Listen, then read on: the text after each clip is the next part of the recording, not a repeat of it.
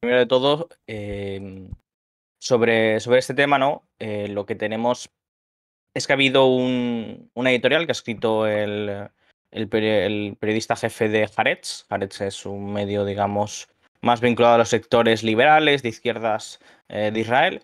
Es un periódico bastante prestigioso, aunque dentro de Israel cada vez está más, digamos, vilipendiado por parte sobre todo del gobierno, debido a que es un gobierno muy a la derecha. Y cualquier crítica, pues bueno, evidentemente ya sabemos cómo es el gobierno en Israel en ese sentido, ¿no? Respecto a las críticas. Pero bueno, sigue siendo un periódico interesante, que aporta otro tipo de visión, otra visión muchas veces, digamos, más crítica dentro de Israel. Precisamente lo que suele decir, es más fácil criticar a Israel desde dentro que desde fuera.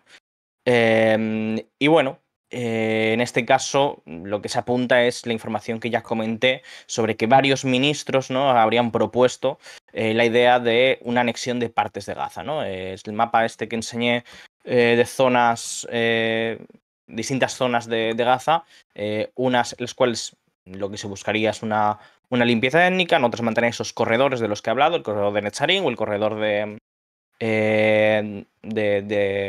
Rafah, ¿no?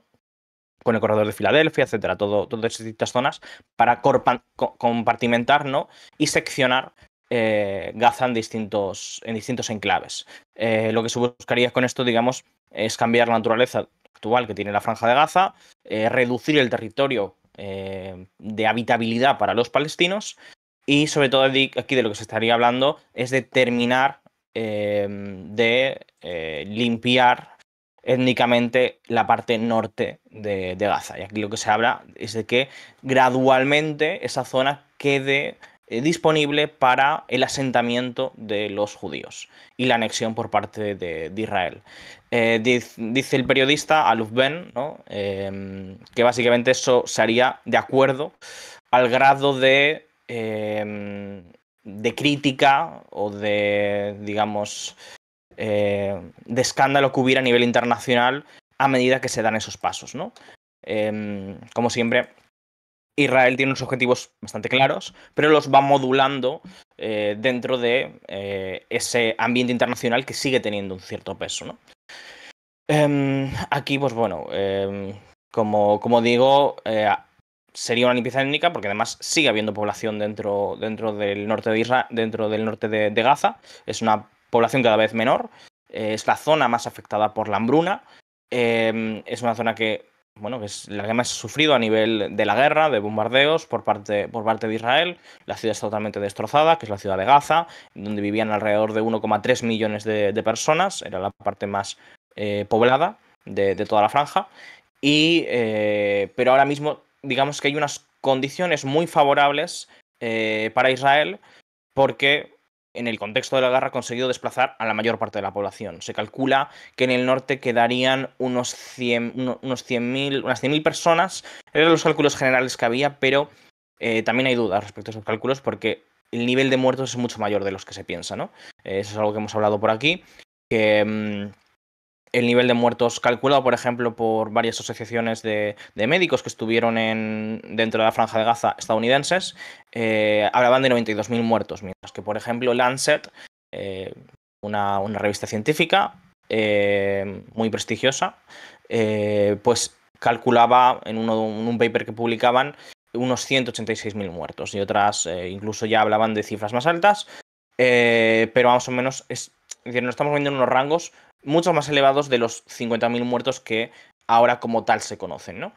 Entonces, pues bueno, esto plantea una situación en la cual, pues a través de la guerra, precisamente Israel ha conseguido crear las condiciones para establecer esas colonias en el norte. Habrá que ver, sería básicamente la zona azul que veis en el mapa que corta por la mitad, que eso es el corredor del Sarim, toda la parte norte de ahí. Eso sería el territorio que se vería afectado. Como digo, esta es una propuesta que como tal incluso puso un ministro que se está discutiendo dentro del gobierno, que es defendida no solo por miembros, digamos, de lo que podríamos considerar más extremistas, es decir, dentro de los sectores del poder judío como Ben Gvir y Smotrich, sino que estamos hablando incluso de ministros del Likud. En el Likud es un partido que hoy en día realmente hay sectores importantes dentro del mismo, como el ministro de Exteriores, el, este otro ministro era el de la diáspora, si no voy mal, que es Chikli o algo así que se llama. Este ministro pues también es del Likud y, por ejemplo, mantiene esas posiciones más parecidas a las de Ben Gvir, ¿no? Y bueno, en este sentido también tenemos la situación en Cisjordania. En Cisjordania ahora mismo esas operaciones militares, si bien lo que ha sido la principal de ellas en Jenin, por ejemplo, habrían terminado, pero sigue habiendo algunas incursiones y estos días parece que además sobre todo en la zona de Tulkarem. ¿Habéis dejado alguna pregunta? Veo. A ver, tenéis enlace al mapa del otro día de la división de Gaza, no lo he visto publicado. A ver, puedo buscarlo, porque recuerdo que lo publicó el ministro. Pero claro, ahora mismo, sí, a Michal Chikli. Ahora se lo paso a Edu. Pero bueno, él no. Él no lo publicó entero. Él publicó una parte del mapa. Pero el mapa entero yo lo puse el otro día en el directo. Pero no se lo he visto como tal. No lo tengo descargado de un medio de comunicación ni nada. Lo tengo descargado de Twitter. Bueno, ahí sí puede pasarlo Edu por el chat. Vale, otras noticias importantes que hemos tenido respecto a Gaza ha sido el tema del ataque de anoche en el que murieron 40 palestinos y 60 fueron heridos. Esas las cifras que da la Agencia Civil de Gaza. Básicamente los que se encargan de los primeros auxilios, que básicamente pues digamos que trataron de desenterrar a la gente. Tiraron unas bombas tan fuertes que hicieron unos cráteres enormes y enterraron las tiendas de campaña. Fue la zona humanitaria de Al-Muwasi, que ya han atacado otras veces. Es una zona humanitaria que delimitó Israel. Es ese 10% de territorio que queda muy pequeño dentro de la Franja de Gaza. Estamos diciendo que, como he dicho, en la Franja de Gaza vivían 2 millones de personas en un territorio que ya era en sí estaba superpoblado, era es de las zonas más pobladas de la Tierra. Las zonas donde más hacinadamente vive la gente. Y ahora mismo digamos, se les está empujando al mar directamente, ¿no? Están en un territorio muy pequeño, que es el 10% de la Franja de Gaza. Y ese ataque, pues bueno, ocurrió anoche, ¿no? Mataron, como digo, a unos 40 palestinos que se conozca. Los muertos en realidad podrían ser más porque, como digo, eran unas bombas de un calibre bastante, bastante elevado. Y si veis las imágenes, que las hemos subido tanto a Telegram como a Twitter, básicamente las tiendas de campaña, porque al final esa gente está en tiendas de campaña, no está ya en techos, por ejemplo, bajo los cuales pueda refugiarse, porque básicamente el 70% de las viviendas de la franja están destruidas, ¿no? Y además esta gente está contra el mar, es decir, que está en una zona en la cual prácticamente no hay nada. Pues eso, esas bombas básicamente hundieron en la tierra las tiendas de campaña y ya muchos cadáveres. Israel, como siempre, pues bueno, insiste en su comunicación en que, por un lado, las cifras son falsas, sin aportar ninguna prueba, a pesar de las imágenes visuales que hay que indican esto mismo y las pruebas aportadas por la Agencia Civil.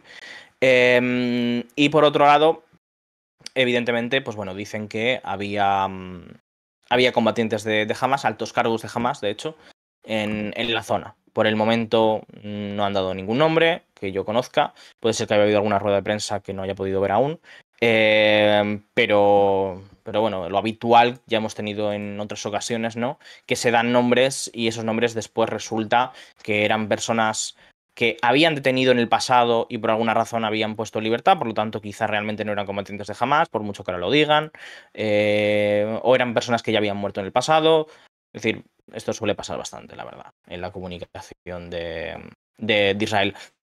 Por ejemplo, de hecho, que ayer se me olvidó comentarlo, creo que se me olvidó comentarlo, la cuestión de los que murieron en un atentado en el cruce con Jordania.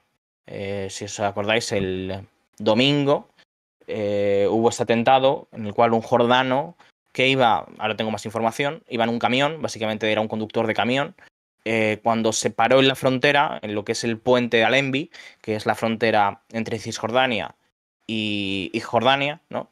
Esa frontera está controlada, está militarizada, está controlada por Israel. Israel dijo que habían matado a 3 civiles. Eso es totalmente falso. No eran civiles, eran guardias de frontera israelíes. Básicamente, si bien funcionarios de una agencia civil, no de una agencia militar, eran policías, guardias de frontera, y básicamente forman parte del mecanismo de ocupación, evidentemente, ¿no? En el sentido en el cual controlan esa frontera y se encargan de que los palestinos no puedan moverse libremente de un lado a otro, ¿no?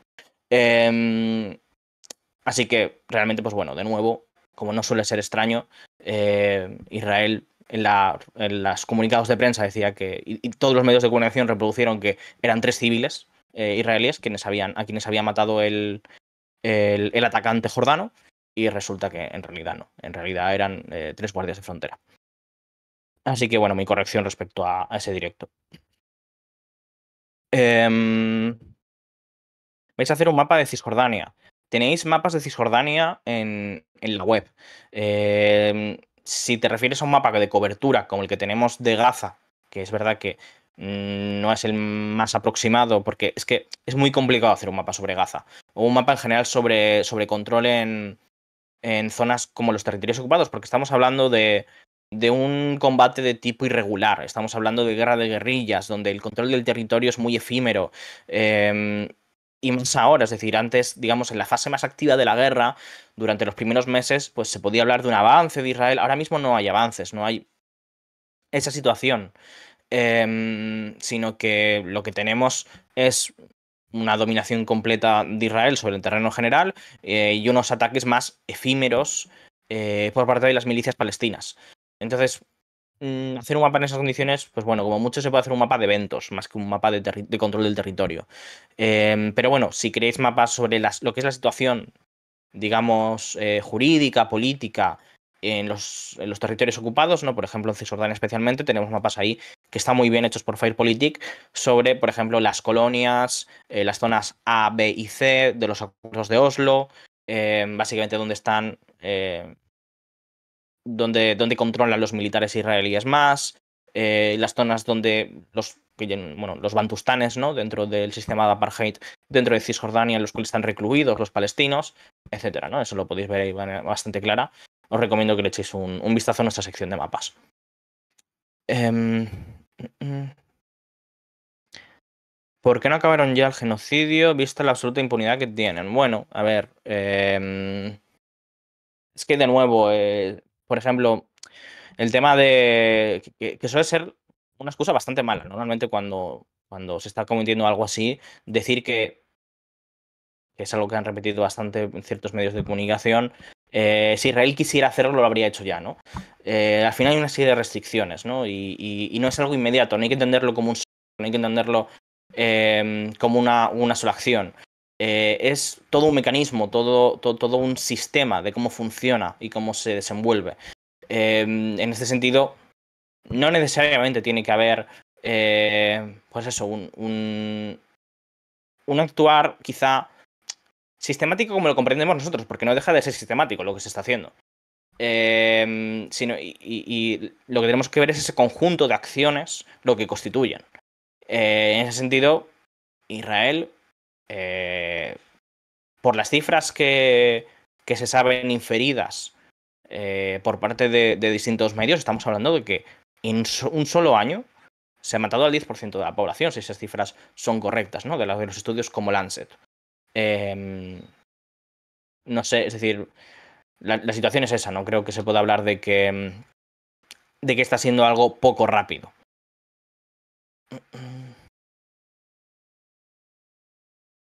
Pues estoy leyendo a ver si hay alguna pregunta más. Tenéis. A ver. Tenéis enlace al mapa del otro día de la división de Gaza. Bueno, eso es lo que he contestado antes. Es cierto que trabajadores de la ONU fueron detenidos cuando iban a vacunar en Gaza. Sí, me suena que sí. Leí algo, no sé si por la mañana, pero no lo tengo fichado. Recuerdo que sí, que hubo alguna detención. No sé cuál es la situación de esos trabajadores. Mm. Los de Cisjordania están pudiendo cruzar a Jordania desde el domingo. Hubo un cierre de la frontera por parte del gobierno jordano, básicamente, para, digamos, reevaluar la situación. Eh, y se ha reabierto la frontera en el día de hoy, si no recuerdo mal. Básicamente se ha mantenido un día cerrada, pero se ha vuelto a abrir ya. Y en principio la situación volvería a ser, comillas, normal, ¿no? Hay además son elecciones en Jordania, eso es importante. Que es algo que se me escapó el otro día. Y bueno, tendrá su impacto. Habrá que ver qué resultados consigue especialmente los hermanos musulmanes. Pero bueno. Mm, mm, mm. A ver, tenía... Sí, bueno, también el Canal 14 está hablando, por ejemplo, hoy de que 500 policías armados de la Autoridad Palestina operarán junto con las fuerzas de Israel para frustrar a las células de la resistencia palestina en el norte de Samaria, ¿no? En el norte de Cisjordania, que es la zona de mayor actividad, las zonas donde ha habido esas ofensivas por parte de Israel. Eh, a este respecto, mm, bueno, digamos, las operaciones de Israel, por un lado, sí que se pueden entender como una advertencia a la autoridad palestina, y aquí claramente la autoridad palestina está respondiendo de acuerdo a cómo le exige Israel, para que les dé mayor apoyo en combatir a la resistencia palestina. Ya sabemos que la autoridad palestina, bueno, es totalmente colaboracionista con Israel, aunque durante los últimos años sí que ha habido ciertos sectores dentro de la misma que han tendido a echar la vista para otro lado. También, básicamente porque la situación políticamente se hace cada vez más complicada.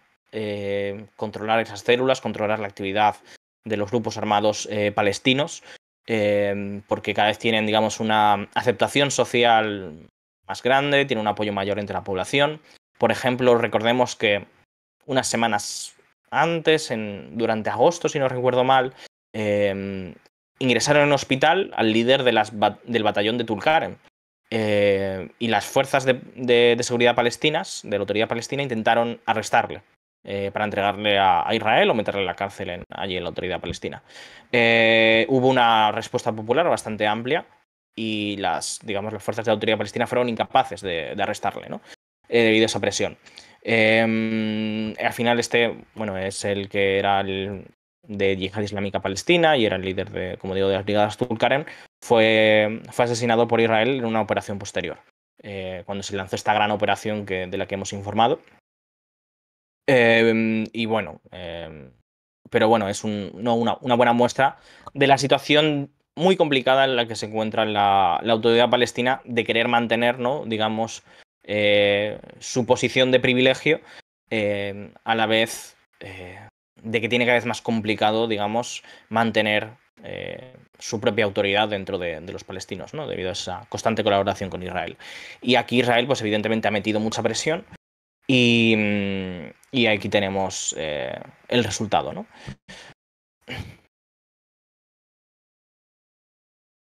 Mm, ¿El FPLP forma parte de la Autoridad Palestina? No, para nada.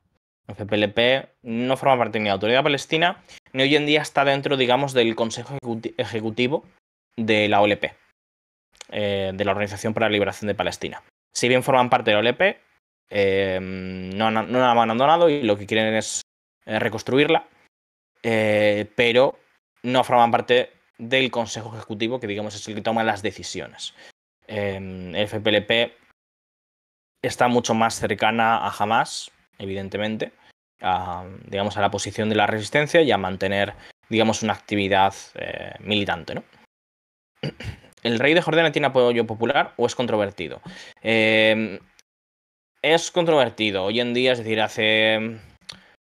el anterior rey de Jordania sí que era muy popular, pero el actual, si bien mantiene, no tengo encuestas para hablar tampoco de manera fina, pero la situación política es complicada. Tuvo un intento de golpe de Estado hace unos cuantos años y está, digamos, a dos aguas entre el apoyo que necesita de los amplios sectores palestinos, que son la mayoría, el 70% de los jordanos tienen, digamos, descendencia palestina, porque al final lo que hoy en día es Transjordania era parte de Palestina antiguamente, ¿no?